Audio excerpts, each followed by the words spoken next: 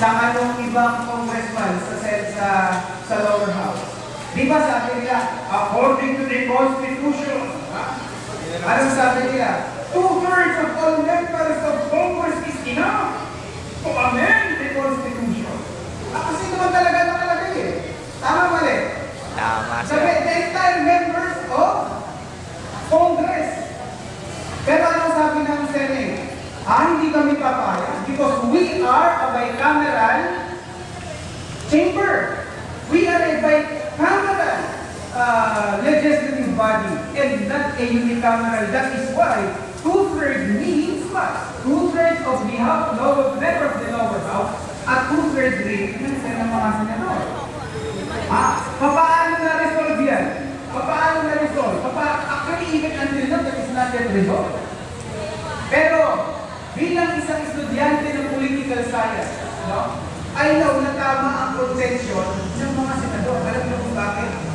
Kapag ka ang isang batas ay hindi malinaw o ang saligang batas ay hindi malinaw, paano natin ito dapat naiintindihin? Ano ba ang tinuturo ng statutory construction? The statutory construction says, if the certain law or constitution will be able to dispute, the interest of one another, the interpretation must be located to the wisdom of the law. Ano bang ibig sabihin ng wisdom of the law? Sabi, kapag daw minsan ang isang interpretasyon ng isang batas o ng saligang batas ay parang gray area, hindi masyado maintindihan, hindi masyado maliwanag, paano ito iintindihin? Sabi ng statutory construction sa atin, a settled principle, kung paano ini-interpret ang batas at ang saligang batas. Kinakailangan saliksikin mo, ano ba yung wisdom? Bakit ganyan ang sinasabi ng batas? Ano ba yung wisdom niyan? O ngayon, question. Paano natin makikita ang wisdom ng isang batas? The answer is in the meaning of the meeting. Ano ang sabi ni Father Joaquin Bernas? Because Father Joaquin Bernas is what?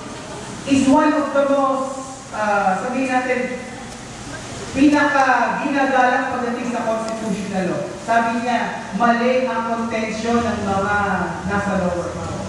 Ang ibig sabihin daw ng 2/3 ng Senate at 2/3 din naman ng House of Representatives.